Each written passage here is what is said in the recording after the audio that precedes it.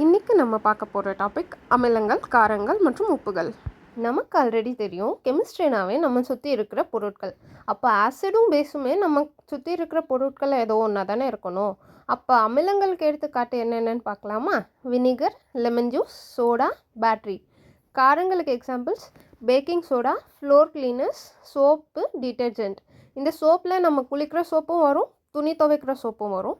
Floor கிளீனர்ஸுங்கிறது நம்ம dishwasher பாத்திரம் தேய்க்கிறதுக்கு use பண்ணுறோம்ல, அந்த கிளீனர்ஸுமே காரங்களில் தான் வரும். இதெல்லாம் மட்டும் இல்லாமல் நம்ம பற்களை துலக்க உதவுற டூத்பேஸ்ட்லேயுமே காரத்தன்மை தான் இருக்குது. அப்புறம் உப்புகள் சாதாரண உப்பை NaClன்னு சொல்கிறாங்க. சோடியமும் குளோரைடும் சேர்ந்த படிகம் தான் சோடியம் குளோரைடு. இது சாதாரண உப்பு.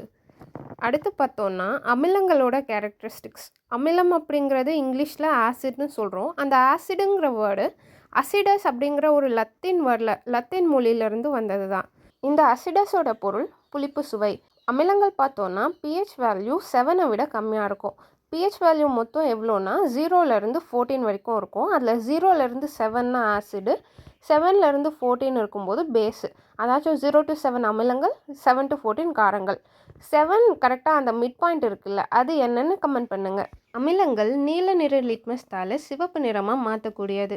அமிலங்களை கரைக்கும் போது அது H+ அயனிகளை வெளிவிடும். நெக்ஸ்ட்டு காரங்கள் கசப்பு சுவையுடையவை. இதோட pH வேல்யூ 7க்கு அதிகமாக இருக்கும், 7 to 14 வரைக்கும். இது ரெட் கலர் லிட்மஸ்தால் ப்ளூ கலரில் மாற்றும். அதே போல் கரைசலில் OH- அயனிகளை வெளியேற்றும். வயிற்றில் சுரக்கப்படுற அமிலம் HClன்னு சொல்லப்படுற ஹைட்ரோக்ளோரிக் அமிலம். அது மட்டும் இல்லாமல் ஒவ்வொரு பொருட்களையும் ஒவ்வொரு அமிலங்கள் இருக்குது.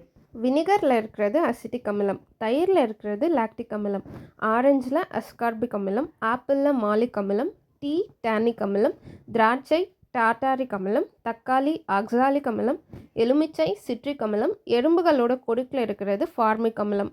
நம்ம ஆல்ரெடி சொன்ன மாதிரி HClலும் NaOHும் சேரும்போது NaClங்கிற சாதாரண உப்பு, அதாச்சும் நம்ம சமையலுக்கு யூஸ் பண்ணுற உப்பு கிடைக்குது. அந்த HClங்கிறது அமிலம், காரம்ங்கிறது NaOH.